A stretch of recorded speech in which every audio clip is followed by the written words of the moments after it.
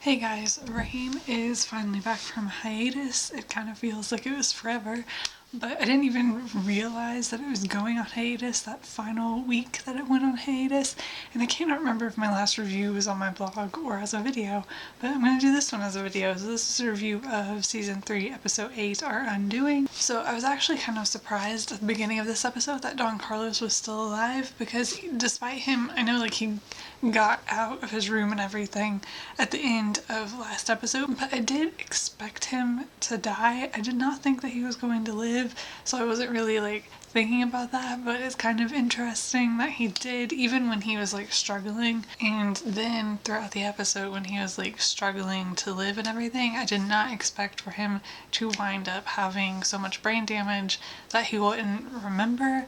So this is shaping up to be interesting, because it is not at all where I expected that storyline to go, but it looks like it's going to be interesting in the future. And I also, admittedly, while I've looked up so much of the historical background of Rain and seen in the past what lines up to historical accuracy, I haven't even checked if Don Carlos was a real person.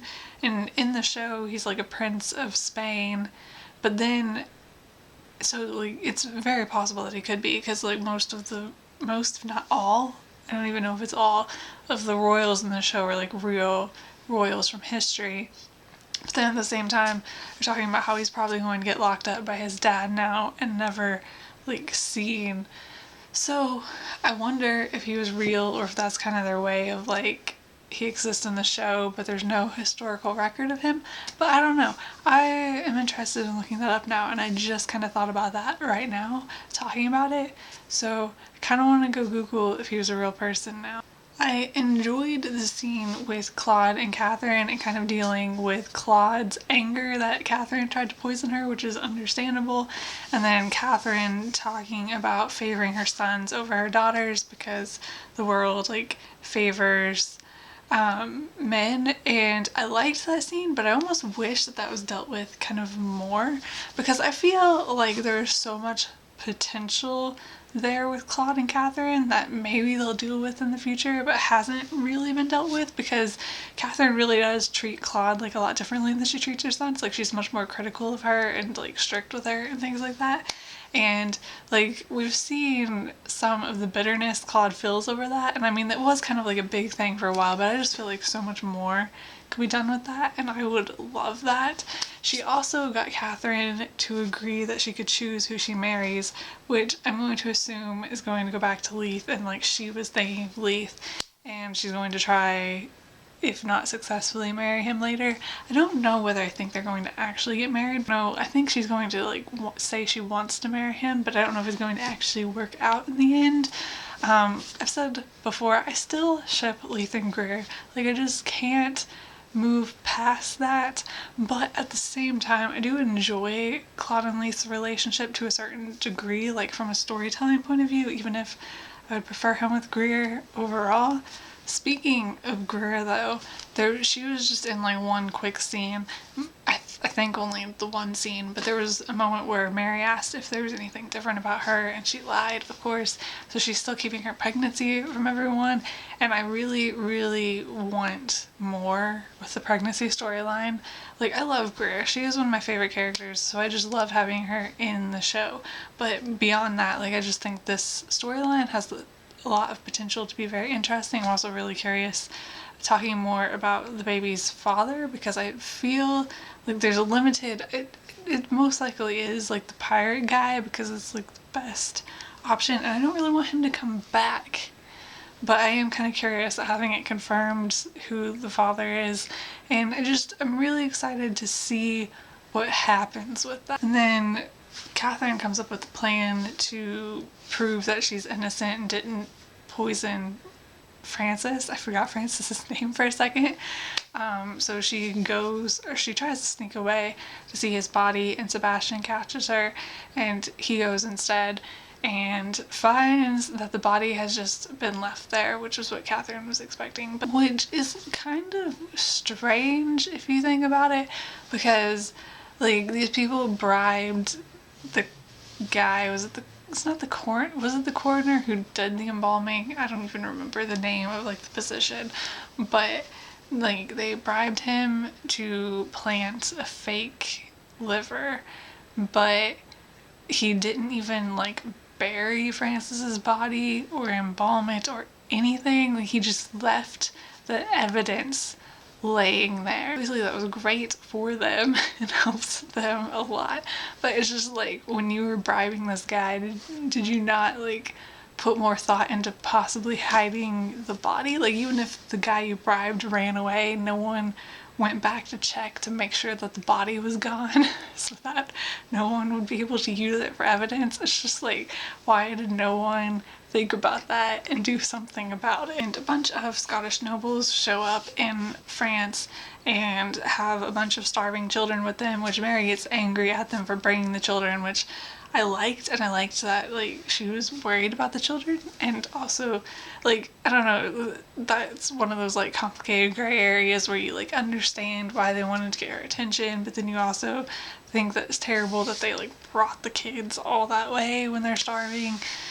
And it was sad though, and I like that we're getting to see more tension with Scotland and Scotland wanting Mary to come back to Scotland, because I have said multiple times at this point for a while, I think even back in like season 2, that I would be really excited to actually see Mary in Scotland, and looks like we're going to see Lola in England, which I am going to talk about in a second. And so I would love to see Mary also in Scotland and just see Scotland on the show, because Mary's the Queen of Scotland, but we've never actually like been in Scotland in the show, even though we've even been in England. And it would just be really nice to finally see Scotland and to see Mary in Scotland and see her like, obviously she's been a queen in France, so she's like been the Queen of France, but we've never seen her in Scotland, like being the Queen of Scotland, and I think it would be really awesome to finally see that on the show. And the way there's like this increased tension with the Scottish nobles even coming to France, I think kind of hints that that may happen just kind of soon, I hope. Then moving on to Lola, there's a lot with Lola this episode if we include the Narcisse stuff, but she finds out that her family is being held hostage in England and that Elizabeth wants her to come to England, because it does look like Lola's going, which I'm excited for. And I kind of feel like this is a hint at how the show is going to go in the future, because if Mary does go back to Scotland and Lola does wind up in England even for a little bit, like Catherine was in England for a while, and we're seeing Elizabeth more and more, so we're seeing like glimpses outside of France.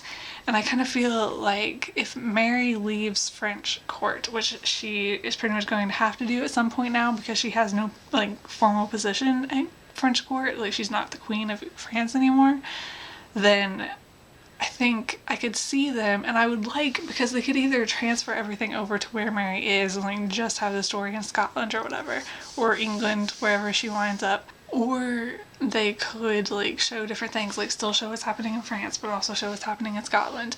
Obviously I think they still have to be connected together somehow, so Mary would still have to have like connections to France, which I think would be easy to do when she's lived there for years. But I would really like that, and really like if characters wound up in different places, namely France, England, and Scotland, I think. But we got to see like things in each place, like happening in each place. I think that would be really awesome. But also, speaking of Lola and the Narcisse thing, I'm so glad that she finally found out the truth, because that has been frustrating me. And I've talked before about how much I hate Lola and Narcisse together. Like, I hate them together so much, and everything he does just makes me angry. And I'm just really glad when Mary told Lola like part of the truth but not the whole truth, I got really frustrated, because I just like, it would just be better to tell her everything and let her know, because it's terrible. And I'm just really glad that she finally like knows, and even though they're still married, like I am just happy that she's more aware that Narcisse is a terrible person. Like, I know that she was basically aware of that before, but she is aware that like he has not gotten better at all. Although I could still see Lola and Narcisse like making up in the future, and like rebuilding the relationship, which I guess if it was done the right way, they could do that well and actually make Narcisse a better person. But I still don't really think that I want her with him at all. Like, even if he completely turned around and became a great person, I just am so turned off by him after everything else that he's done that I just don't think that I could like get behind them as a couple completely, even though I can see them trying to do that later. And then the thing I kind of saved for last, even though I talked about Don Carlos earlier, is the fact that Catherine urges Mary to marry Don Carlos, which he's like very, very, actually I don't even want to say it's ambiguous morally, it's just very morally wrong, because obviously he doesn't have the mental capacity to actually like agree to marry her, so it's very bad if they get married. It's already kind of already like pretty bad that she's like making orders through him, like telling him to send Scotland grain, which was obviously like not a terrible decision and that it was helping people. And I know that that's the way that Mary's rationalizing it, like she's helping her country and she has to do what she has to, like help her country at all costs. But then at the same time, it's just very morally wrong to like manipulate someone like that when they don't have the mental capacity to like rationally know what they're doing, and that's especially true for marriage. So definitely not something I like want to happen. I don't want them to get married. And I've talked multiple times about how I've read historical stuff on this before, so I know who Mary does and doesn't marry. So I know that she doesn't get married to Don Carlos in real history, but at the same time, I mean, I would never be surprised, even though Rain does keep a certain level of historical accuracy in the show, I wouldn't be surprised if she got married to Don Carlos in the show. But I hope she doesn't. And they're I think it was only in the preview for next week's episode where they talked about how Elizabeth was interested in marrying Don Carlos again. So I feel like that's going to create enough tension that the wedding's not actually going to happen, which may be bad for Mary strategically with Scotland, but it's also good because marrying someone who can't actually like choose to marry you is very bad. So I don't know. That's a complicated thing going on. Again, I don't even know if complicated is the right word, because morally it's pretty clear as far as I'm concerned that it's bad, but something happening in the show where the character, like, you get the character's motivation for it, but you're not happy about it at the same time. That's how I feel about that. So yeah, I guess we'll see what happens in the next episode. There's a lot like going on right now, and I think it's Rain's balancing it well, like having a good amount, even though like I said, I want to see like more with like Greer and her pregnancy and things like that. But I think they're doing a good job at like balancing things and keeping things like certain things like Greer's pregnancy smaller and focusing on other things, and then while still building up like Greer's pregnancy. Like it's just a nice balance of everything that's going on and a nice like level of things, I think. And I'm really excited to see what happens in the next episode. So I will see you guys later. Bye.